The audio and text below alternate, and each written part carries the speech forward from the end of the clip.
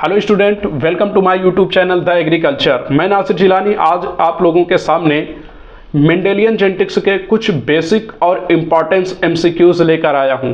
आज के अपनी इस वीडियो में मैं आप लोगों को मेंडेलियन जेनेटिक्स के कुछ टॉप बेसिक एमसीक्यूज बताऊंगा जो जेनेटिक्स से रिलेटेड कोई एग्जाम हो, यानी कि कोई भी वो एग्जाम जिसमें जेनेटिक्स के पोर्शन इंक्लूड रहते हैं या जिनमें जेनेटिक्स पूछा जाता है, उनके पर्पस से ये बहुत ही इम्पॉर्टेंट एमसीक्यूज होने वाले हैं, क्योंकि ये बहुत ही बेसिक एमसीक्यूज हैं जो आपके मेंडेलियन जेनेटिक्स के कॉन्सेप्ट को भी क्लियर करते हैं। तो चलते हैं अपने टॉपिक की तरफ। हम लोग का जो टॉपिक है वो है top basic MCQs of Mendelian genetics. इस लिस्ट में सबसे पहला जो हम लोग का क्वेश्चन है वो है, who is known as the father of genetics? आनुवांशिक का जनक किसे कहा जाता है? तो आप लोगों को आनुवांशिक अगर आप लोगों ने थोड़ी सी भी पढ़ी है या आपने सुन रखा है तो आप लोगों ने एक नाम बहुत ज़्यादा सुना होगा, ग्रेगर जॉन मेंडल का, जिनको शॉर्ट में G.J. मेंडल कहा जाता है। ग्रेगर जॉन मेंडल का नाम आपने सुन रखा होगा अगर आप लोग जेनेटिक्स कभी पढ़े हैं तब। मेंडल ही वो व्यक्ति थे जिन्होंने आनुवांशिक के नियम प्रतिपादित किए, जेनेटिक्स के लॉज बताए, जिसके बेस पर आज मॉडर्न जेनेटिक्स टिकी हुई है। इन्हें ही जेनेटिक्स का फादर माना जाता है, यही जेनेटिक्स की बुनियाद रखने वाले व्यक्ति हैं। इसके पहले और भी जेनेटिक्स को लेकर एक्सपेरिमेंट हुए थे, लेकिन वो साइंटिस्ट सक्सेस नहीं हुए थे। मेंडल अपने प्रयोग में सक्सेस हुए, लेकिन ये बात अलग है कि इनकी लाइफ में इनको कभी इम्पोर्टेंस नहीं मिली। 1900 में 3 अलग अलग वैज्ञानिकों ने इनके नियम की खोज की, जिसमें हुगो डी व्रीज, एरिक वान सर्मिक और कार्ल कॉरेंस, 3 साइंटिस्ट का नाम आता है जिन्होंने इनके नियम की पुनः खोज की, रीडिस्कवरी की, मेंडल लॉज की। ये भी एक क्वेश्चन बन जाता है कि मेंडल के लॉज की रीडिस्कवरी कब हुई? तो 1900 में हुई थी। तो मेंडल ने मटर के पौधे पर, जिसको पाइजम सटाइवम कहा जाता है, पाइजम सटाइवम कहा जाता है, गार्डन पीपर, इन्होंने अपना प्रयोग किया और इन्होंने जेनेटिक्स के कुछ लॉज बताए। और इन्होंने अपना प्रयोग जो किया था 1857 से लेकर 1863 तक किया था, और इसमें इन्होंने कुछ जेनेटिक्स के नियम बताए, जिसको अभी आपको मैं आगे बताऊंगा। तो अब इतनी चीज़ से आप जान सकते हो कि फादर ऑफ जेनेटिक्स कौन हो सकता है। तो आपके ऑप्शन में देखिए, ऑप्शन नंबर बी,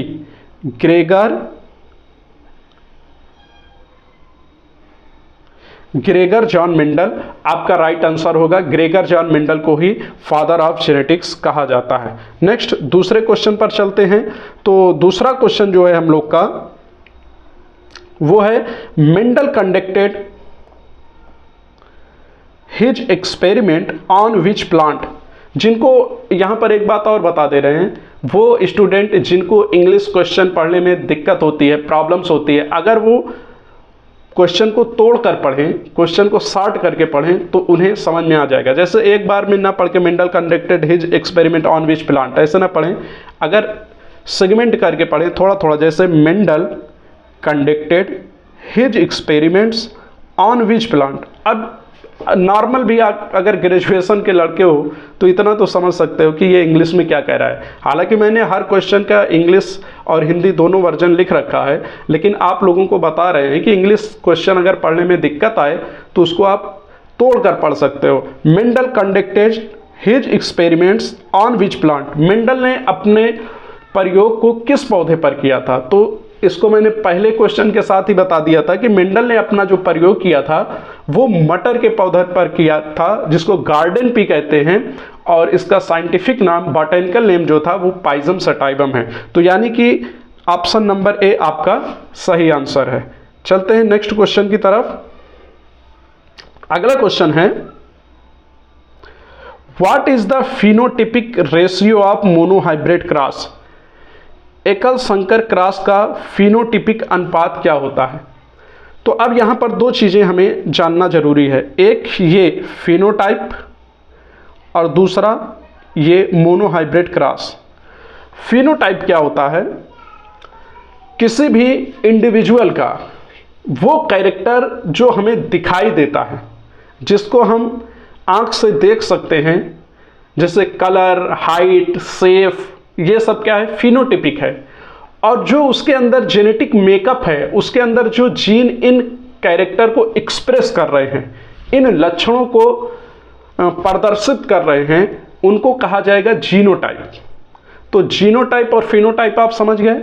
फिनोटाइप वो कैरेक्टर जो हम आंखों से देख सकते हैं, बिल्कुल सिंपल वे में, बहुत ज़्यादा टेक्निकल नहीं है। वो लक्षण जो हम आंखों से सीधा देख सकते हैं वो क्या होते हैं? वो फिनोटिपिक कैरेक्टर कहलाते हैं। मोनोहाइब्रिड क्रॉस क्या होता है? जब किन्हीं दो पौधों का हम किसी एक कैरेक्टर के लिए, किसी एक लक्षण के लिए आपस में क्रॉस कराते हैं तो उसे मोनोहाइब्रिड क्रॉस कहा जाता है। मेंडल का जो लॉ है, लॉ ऑफ सेग्रीगेशन,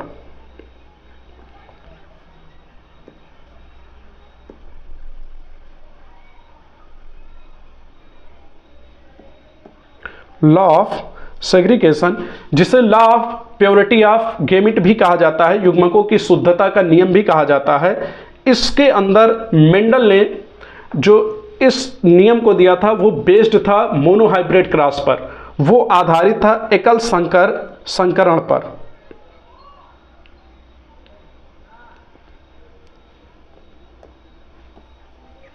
वो किस पर आधारित था? वो मोनोहाइब्रिड क्रॉस पर आधारित था। और मोनोहाइब्रिड क्रॉस में होता क्या है? दो इंडिविजुअल का क्रॉस कराया जाता है, रेड एंड वाइट। रेड के लिए मैंने डोमिनेंट मान लिया और वाइट के लिए रिसेसिव। अब देखिए यहाँ पर जो F1 बनेगी वो बनेगी कैपिटल R और स्मॉल r। ठीक है, यहाँ से तीन कॉन्सेप्ट मैं आपको और बताता हूँ। होमोजाइगस, हेट्रोजाइगस, डोमिनेंट और रिसेसिव, चार चीज़ें आपको बताता हूँ। वो कैरेक्टर जो किसी दूसरे कैरेक्टर पर अपना इफेक्ट शो करता है, जैसे रेड और वाइट का क्रॉस कराया जाए और F1 में अगर रेड आपको मिले, F1 में अगर आपको रेड मिले तो इसका मतलब रेड डोमिनेंट है। किसके ऊपर? वाइट के ऊपर। और डोमिनेंट के लिए हमेशा कैपिटल लेटर से लिखा जाता है जीन को, और रिसेसिव के लिए स्मॉल लेटर से। अब यहाँ पर दो कंडीशन हैं, एक टर्म होता है होमोजाइगस, एक होता है हेट्रोजाइगस। जब किसी एक जीन के दोनों एलील सेम होते हैं, जैसे यहाँ पर एक जीन आपको दिख रहा है स्मॉल r, इसके दो एलील हैं ये, और दोनों एक तरह से हैं, तो इनको कहा जाता है होमोजाइगस। इसी तरह से यहाँ पर देखिए कैपिटल R, दो एलील हैं, दोनों सेम हैं, तो इनको कहा जाएगा होमोजाइगस। और यहाँ पर देखिए F1 में दो एलील हैं, एक है कैपिटल R और एक है स्मॉल r। यहाँ पर एक ही जीन के दो अलग अलग एलील हैं, इनको कहा जाएगा हेटेरोजाइगस। इनको क्या कहा जाएगा? हेटेरोजाइगस। इसे ही हिंदी में कहते हैं विषम युग्मज, और होमोजाइगस को हिंदी में कहते हैं समयुग्मज। तो मैं ये बता रहा था आपको कि जब दो कैरेक्टर का आपस में क्रॉस कराया जाता है, उनकी F1 की जब सेल्फिंग कराई जाती है तो हमें तीन तरह के कैरेक्टर दिखाई देते हैं, तीन तरह के जीनोटाइप दिखाई देते हैं। जैसे मैंने अभी क्रॉस कराया था कैपिटल R, स्मॉल r, तो F1 जो हमें यहाँ मिली थी वो कैपिटल R और स्मॉल r। अब इस कैपिटल R और स्मॉल r की कराई जाएगी सेल्फिंग। सेल्फिंग का मतलब होता है सेम जीन वाले का क्रॉस, या F1 का क्रॉस F1 से जब कराया जाता है तो उसे कहा जाता है सेल्फिंग, F1 इंटू F1। अब यहाँ पर हमारे पास एक पेरेंट है कैपिटल R स्मॉल r, दूसरा भी पेरेंट हमारे पास है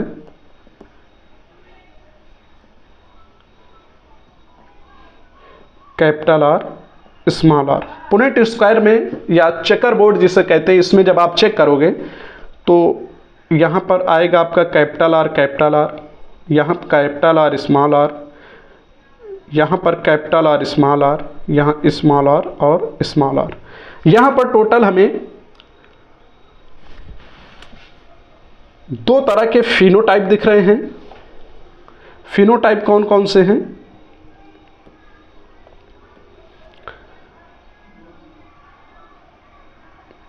ये तीन जो हैं जिनके अंदर डोमिनेंट एलील हमें देखने को मिल रहा है, capital R, capital R, capital R, small R, capital R, small R, और एक जो है वो हमारा है स्मॉल आर, स्मॉल आर। तो जिन जिन के अंदर डोमिनेंट एलील हैं उनके लक्षण देखने में एक जैसे होंगे, वो एक जैसे दिखाई देंगे, यानी कि वो क्या हैं,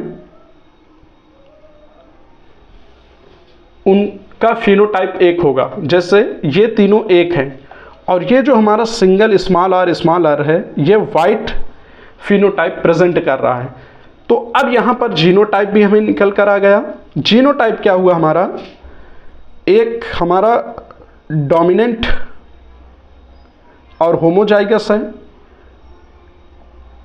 तो हमारे पास ऐसे हैं जो डोमिनेंट तो हैं लेकिन हेटेरोजाइगस कंडीशन में हैं, और एक हमारा होमोजाइगस रिसेसिव है। रिसेसिव हमेशा होमोजाइगस ही होता है। तो इस तरह से हमारे पास जो रेशियो निकल कर आया, तो इनका जीनोटिपिक रेशियो 1:2:1 और फिनोटिपिक रेशियो देखने में कैसे हैं, ये तीन लाल है और एक सफ़ेद है। तो जीनोटिपिक और फिनोटिपिक रेशियो निकल कर आ गया।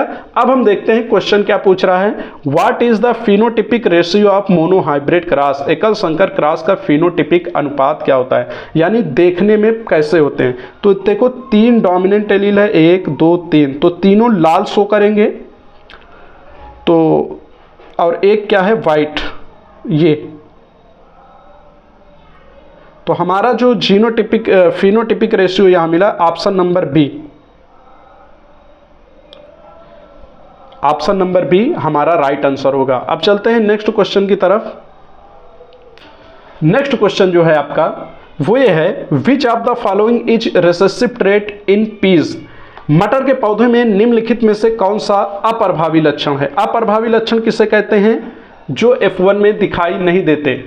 रिसेसिव ट्रेट किसे कहते हैं, ऐसे ट्रेट जो F1 में दिखाई नहीं देते। तो ऑप्शन में देखो आपके कुछ ऑप्शन दे रखे हैं। इससे पहले मैं आपको बताऊं कि मेंडल ने टोटल 7 कैरेक्टर की स्टडी की थी।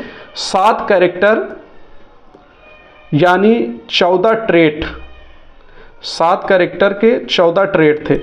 ट्रेट किसे कहते हैं, कैरेक्टर के अंदर ही जो वेरिएशन दिखती है। जैसे हेयर कलर की बात करें तो हमारा हेयर कलर क्या है, एक कैरेक्टर है, फिर इसमें ब्लैक हेयर, ब्राउन हेयर, ये क्या है, ट्रेट्स है। आंख की कलर की बात करें तो आंख का रंग क्या है, कैरेक्टर है, इसमें फिर ब्लैक आई, ब्राउन आई, ग्रीन आई, ये सारी चीजें क्या है, ये ट्रेट्स हैं। तो मेंडल ने टोटल 7 कैरेक्टर की स्टडी की थी जिसके 14 ट्रेट थे, यानी कि एक रिसेसिव और एक डोमिनेंट, एक रिसेसिव और एक डोमिनेंट। जैसे ऑप्शन नंबर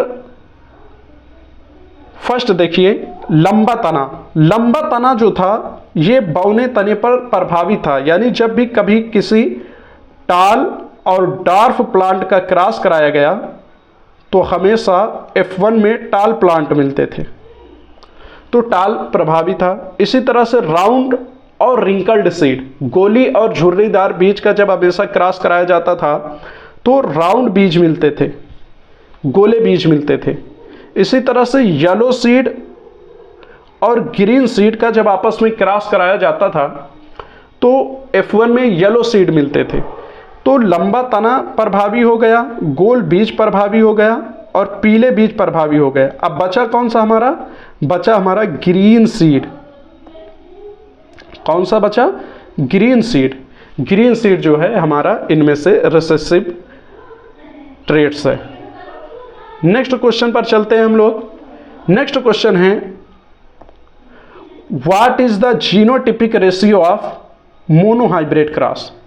अभी इसके पहले मैंने आपको डिटेल से समझाया कि जो लॉ ऑफ सेग्रीगेशन है ये बेस्ड था मोनोहाइब्रिड क्रॉस पर, और लॉ ऑफ सेग्रीगेशन में मैंने आपको बताया था अभी पीछे आपको डिटेल से बता चुके हैं, फिर से नहीं शुरू करना चाहते।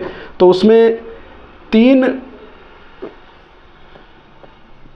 लाल पुष्प पर एक सफ़ेद पुष्प ये दिखाई देने वाले थे, और जो उनका जीनोटिपिक कैरेक्टर था वो एक था हमारा होमोजाइगस डोमिनेंट, और दो थे हमारे हेट्रोजाइगस डोमिनेंट, और एक था हमारा होमोजाइगस रिसेसिव।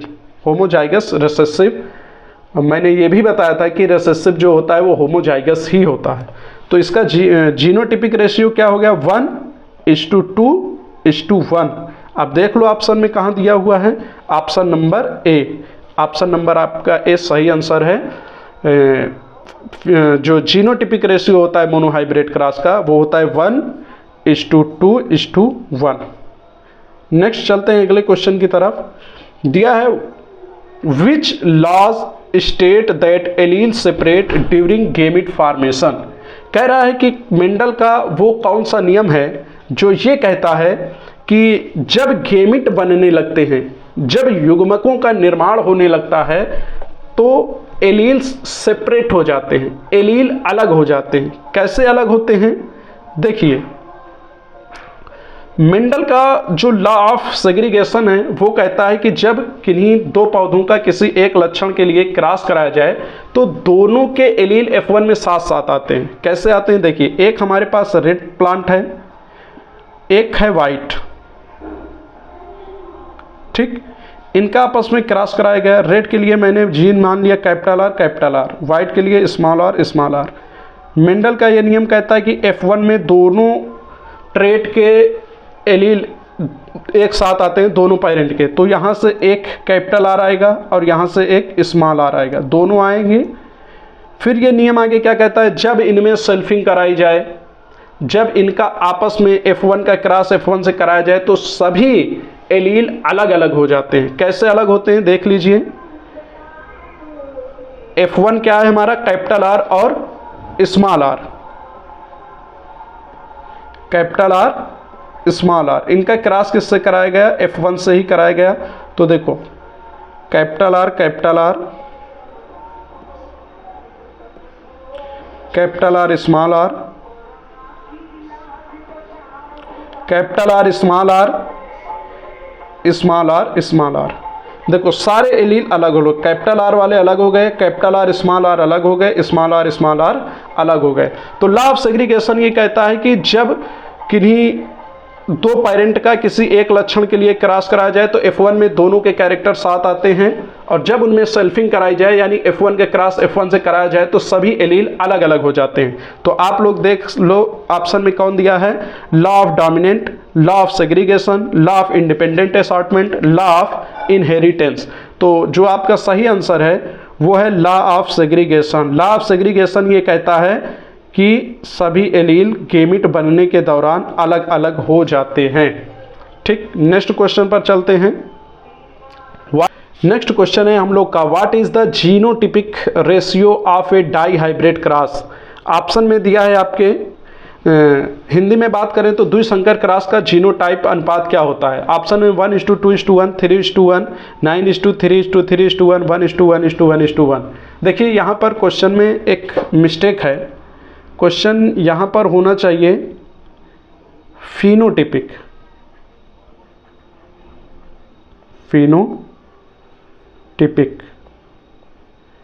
फिनोटिपिक रेशियो क्या होता है डाई हाइब्रिड क्रॉस का। डाई हाइब्रिड क्रॉस का फिनोटिपिक रेशियो होता है 9:3:1। जब आप लोग किन्हीं दो इंडिविजुअल का किन्हीं दो कैरेक्टर के लिए क्रॉस करवाते हो तो उनमें जो 9 होता है वो डोमिनेंट पेरेंट की तरह मिलता है, 3 जो होते हैं वो दोनों पेरेंट के मिक्सअप होते हैं 3-3, और 1 जो होता है वो रिसेसिव पेरेंट की तरह होता है।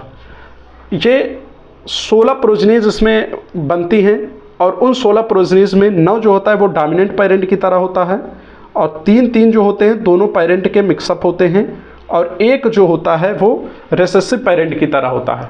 ये नियम बेसिकली ये law of independent assortment dihybrid cross पर आधारित है। लॉ ऑफ इंडिपेंडेंट असॉर्टमेंट ये कहता है कि जब किन्हीं दो कैरेक्टर के एलील एक साथ आपस में आते हैं और F1 में बिना मिले रहते हैं, लेकिन उनमें टेंडेंसी होती है इंडिपेंडेंटली वो अलग अलग गेमिट में जाकर अलग अलग गेमिट का फॉर्मेशन कर सकते हैं।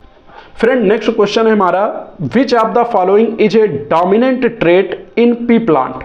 निम्नलिखित में से मटर का कौन सा प्रभावी लक्षण है। प्रभावी लक्षण कौन सा होता है? वो लक्षण जो दूसरे लक्षण के ऊपर एक्सप्रेस होता है, यानी कि जिनका क्रॉस कराया जाए तो F1 जनरेशन उन्हीं की तरफ प्राप्त होती है।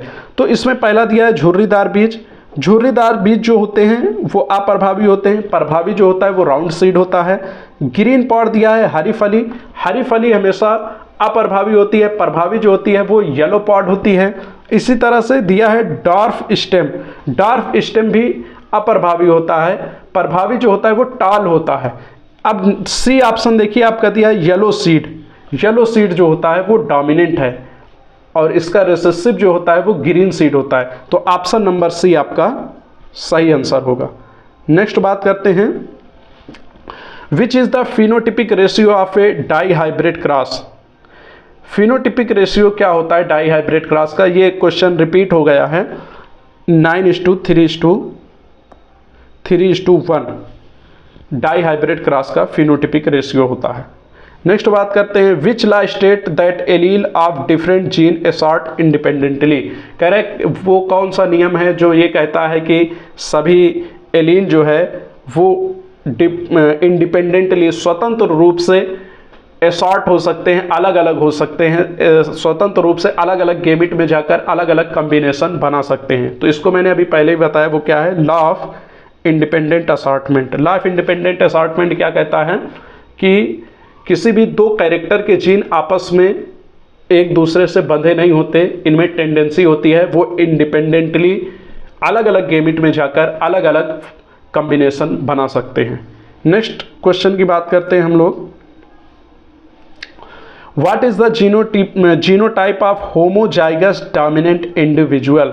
होमोजाइगस डोमिनेंट इंडिविजुअल, मैंने अभी सबसे पहले क्वेश्चन में ही आपके 3 डाउट्स सॉल्व किए थे, होमोजाइगस, हेट्रोजाइगस, डोमिनेंट और रिसेसिव। होमोजाइगस क्या होता है? वो जिनके दोनों एलील एक तरह होते हैं। हेट्रोजाइगस क्या होता है? वो जिनके दोनों एलील डिफरेंट होते हैं। रिसेसिव कौन होते हैं? वो जो F1 में अपने आप को एक्सप्रेस नहीं कर पाते। डोमिनेंट कौन होते हैं? वो जो अपने आप को F1 में एक्सप्रेस करते हैं। तो क्या कह रहा है? Which of the genotype of homozygous dominant. तो डोमिनेंट की 2 कंडीशन होती है, एक होमोजाइगस कंडीशन होती है, एक हेट्रोजाइगस कंडीशन होती है। होमोजाइगस कंडीशन क्या है?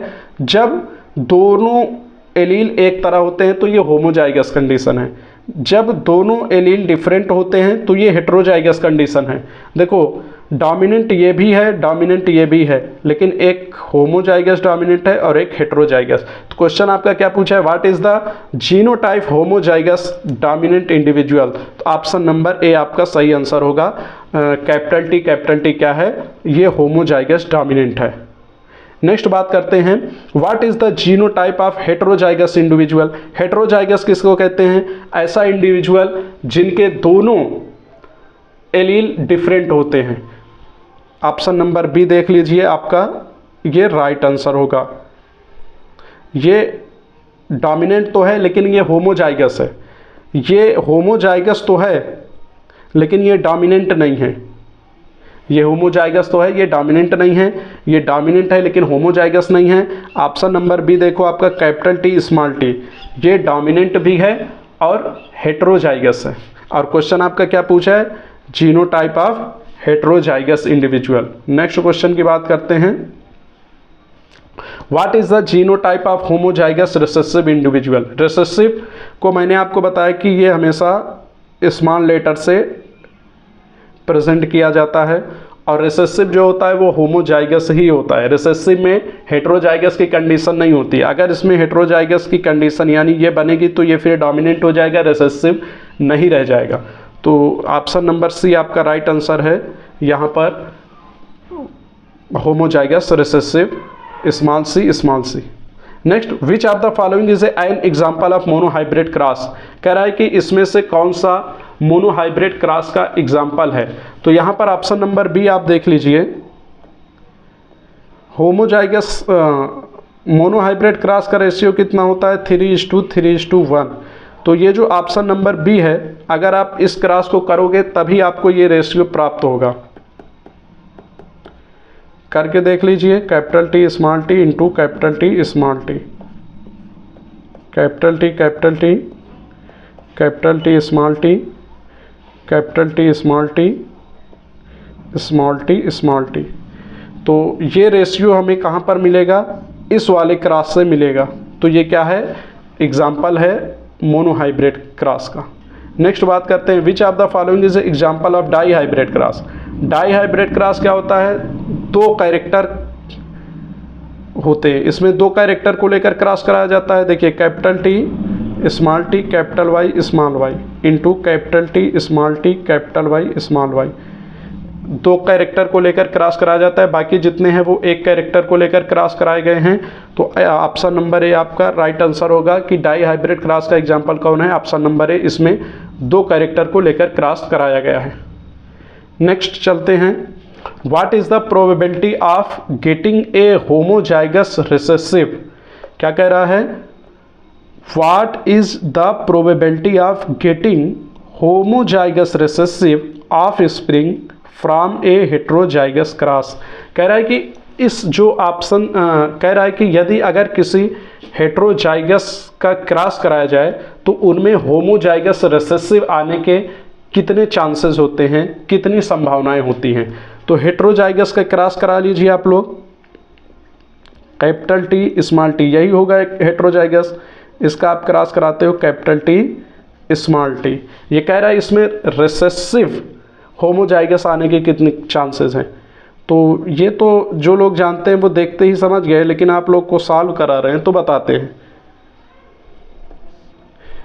कैपिटल टी स्मॉल टी यहाँ लिख लेते हैं, यहाँ लिख लेते हैं capital T small T, capital T capital T, capital T small T, capital T small T, small T small T. अब इसमें देखो, एक जो है वो होमोजाइगस डोमिनेंट है, दो हैं जो हेट्रोजाइगस डोमिनेंट हैं, और एक जो है वो होमोजाइगस रिसेसिव है। यानी कि जब कभी दो हेट्रोजाइगस का क्रॉस कराया जाए तो होमोजाइगस रिसेसिव आने के चांस 25% होंगे। होमोजाइगस रिसेसिव आने के चांस कितने होंगे, 25%। ये स्मॉल टी, ठीक है। और हेट्रोजाइगस डोमिनेंट आने के चांस कितने होंगे, 50%। यानी दो टोटल 4 प्रोजनी हैं, एक एक तरह से है, दो एक तरह है, एक एक तरह। तो इसका 25 और ये 50% चांस होगा, ठीक। नेक्स्ट बात करते हैं अगले क्वेश्चन की। अगला क्वेश्चन कहता है, what is the probability of getting a heterozygous of spring from A heterozygous cross. कह रहा है कि जब हेट्रोजाइगस का क्रॉस कराया जाए तो हेट्रोजाइगस ऑफ स्प्रिंग आने के कितने चांसेस होते हैं। अभी इसके पहले ही मैंने बताया कि जब कभी हेट्रोजाइगस का क्रॉस कराया जाता है तो उनमें होमोजाइगस डोमिनेंट एक होता है, दो हेट्रोजाइगस होते हैं और एक हेट्रोजाइगस रिसेसिव होता है, ठीक। तो हेट्रोजाइगस आने के कितने चांसेस होते हैं, 2। 4 में से 2 हेट्रोजाइगस आएंगे, यानी उनकी प्रोबेबिलिटी कितनी होगी, 50%। ऑप्शन नंबर बी आपका सही है, 50% चांसेस होते हैं हेट्रोजाइगस आने के। नेक्स्ट हम बात करते हैं, what is the probability of getting a homozygous dominant of spring from A heterozygous cross. ये कह रहा है कि homozygous dominant of spring heterozygous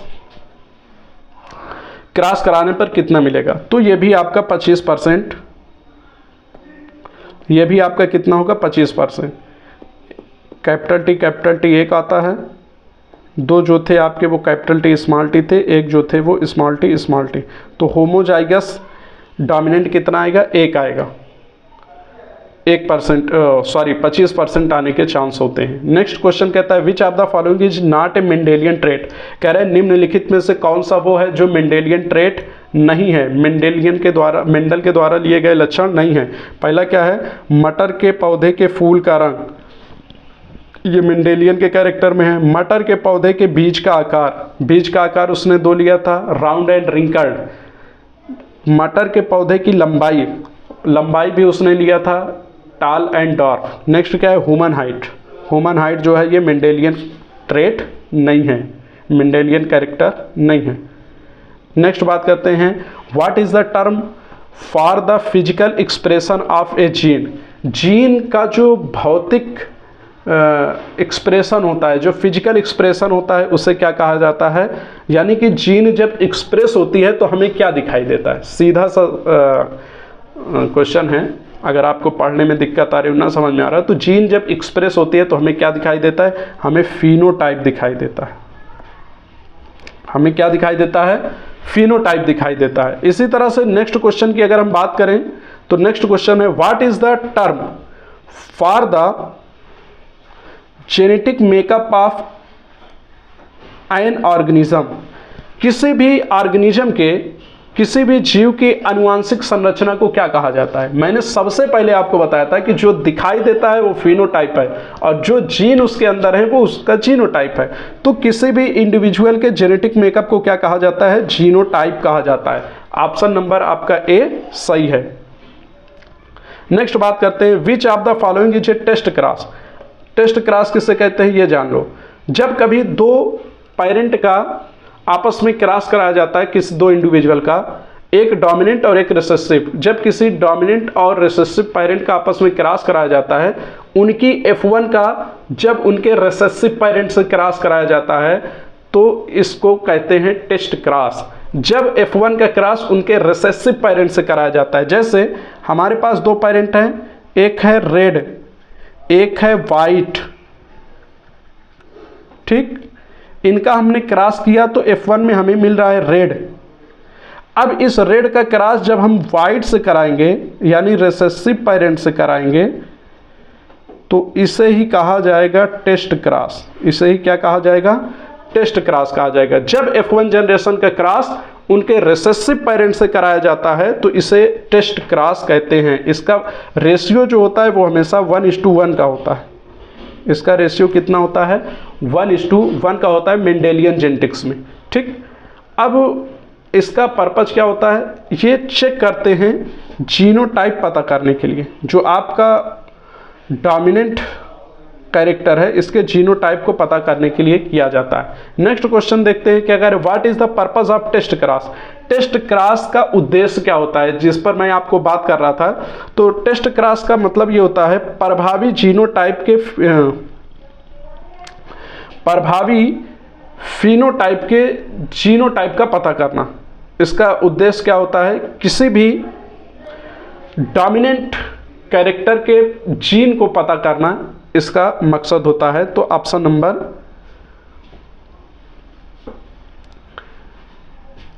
number A आपका सही आंसर होगा। नेक्स्ट बात करते हैं, which of the following is an example of dominance. निम्नलिखित में से क्वेश्चन आपका दिया है, Which of the following is an example of incomplete dominant? Incomplete dominant का इसमें से उदाहरण क्या है। इनकम्प्लीट डोमिनेंट किसे कहते हैं, सबसे पहले आप ये जान लीजिए। इनकम्प्लीट डोमिनेंट कहते हैं जब किन्हीं 2 कैरेक्टर का क्रॉस कराया जाए और जो उनकी F1 होती है वो किसी एक पेरेंट की तरह ना होकर दोनों पेरेंट के इंटरमीडिएट होती है, दोनों पेरेंट के मध्य होती है, तो उसे ही कहा जाता है इनकम्प्लीट डोमिनेंस। जैसे अभी तक आप लोगों को बता रहे थे, रेड का क्रॉस कराया वाइट से तो हमें मिल रहा था रेड F1 में। अगर हमें F1 में रेड ना मिलकर दोनों का इंटरमीडिएट, रेड और वाइट का इंटरमीडिएट पिंक मिल जाए तो इसे ही क्या कहा जाएगा, इनकम्प्लीट डोमिनेंस कहा जाएगा। तो इनकम्प्लीट डोमिनेंट का मतलब क्या है, जब F1 अपने किसी प्रोजनी की तरह ना हो करके जब F1 अपने किसी पेरेंट की तरह ना होकर के किसी पेरेंट की तरह ना होकर दोनों पेरेंट के इंटरमीडिएट होती है। यानी जैसे लाल और सफ़ेद का क्रॉस कराया जाए तो गुलाबी अगर हमें मिल रहा है, पिंक मिल रहा है, तो उससे क्या कहा जाएगा, इनकम्प्लीट डोमिनेंस कहा जाएगा। यानी कि ना तो पूरी तरीके से रेड डोमिनेंस है ना पूरी तरीके से वाइट डोमिनेंस है, दोनों का इंटरमीडिएट है। तो ऑप्शन में देख लो, लाल और सफ़ेद के पुष्प से गुलाबी पुष्प उत्पन्न होना, ऑप्शन नंबर ए आपका राइट आंसर होगा। और भी ऑप्शन दिया है, लाल और सफ़ेद के पुष्प से लाल फूल उत्पन्न होना, ये डोमिनेंट का एग्जाम्पल है। लाल और सफ़ेद फूल से सफ़ेद फूल उत्पन्न होना, ये अगर सफ़ेद डोमिनेंट होगा तो ये कंडीशन देखने को मिलेगी। अगर लाल और सफ़ेद का आप क्रॉस करा रहे हो और सफ़ेद डोमिनेंट है तो आपको सारे फूल सफ़ेद दिखाई देंगे। लाल और सफ़ेद फूलों से लाल और सफ़ेद फूल उत्पन्न होना, यानी कि जब एक ही फूल में दोनों कुछ लाल पार्ट कुछ सफ़ेद पार्ट दिखाई देते हैं, ये को डोमिनेंस का प्रभाविता का एग्जाम्पल होता है। और जब दोनों पेरेंट के मिड में होते हैं तो ये इनकम्प्लीट डोमिनेंट होता है, जो कि आपका ऑप्शन नंबर ए दिया हुआ है। नेक्स्ट बात करते हैं, which of the following is an example of को डोमिनेंट। अभी मैंने आपको पहले ही बताया था कि जब दो कैरेक्टर का क्रॉस करा जाए और दोनों ही कैरेक्टर साथ साथ इंडिविजुअल में दिखाई दें, जैसे लाल और सफ़ेद का क्रॉस करा, जैसे चितकबरा रंग आप लोगों ने देखा होगा गाय के अंदर, लाल और सफ़ेद का उनके ऊपर स्पॉट होता है, यानी कि लाल भी एक्सप्रेस हो रहा है और सफ़ेद भी एक्सप्रेस हो रहा है, तो इसको कहते हैं कोडोमिनेंस। तो इसमें ऑप्शन में देख लीजिए, ऑप्शन नंबर डी आपका है, लाल और सफ़ेद फूलों से लाल और सफ़ेद फूल उत्पन्न होना। ये क्या है, आपका राइट आंसर होगा। ये कोडोमिनेंस है, जब दोनों कैरेक्टर एक साथ एक्सप्रेस होते हैं। नेक्स्ट बात करते हैं, आज की वीडियो में इतना ही, मिलते हैं फिर अपनी किसी अगली वीडियो में, तब तक के लिए धन्यवाद।